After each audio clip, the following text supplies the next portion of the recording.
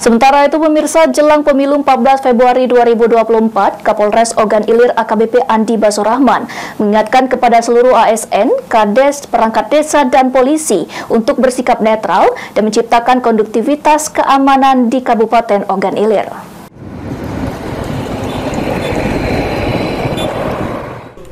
Menurut Kapolres Ogan Ilir AKBP Andi Basorahman, saat ini masih masa kampanye baik itu calon legislatif maupun kampanye calon presiden dan wakil presiden.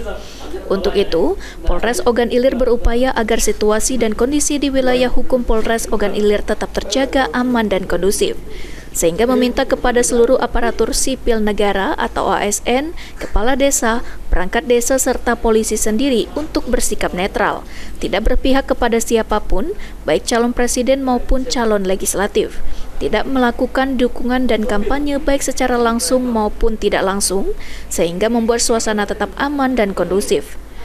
Guna menciptakan situasi kondusif tersebut, Polres Ogan Ilir juga melaksanakan keamanan patroli di jalan-jalan negara, jalintim maupun jalinteng dan titik-titik dianggap rawan di wilayah hukum Polres Ogan Ilir.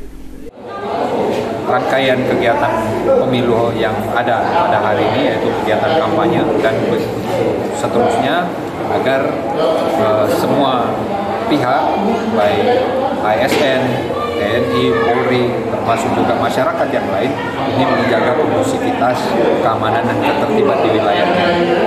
Salah banyaknya atau hal-hal yang perlu diperhatikan adalah menjaga netralitas baik ASN maupun TNI dan Polri.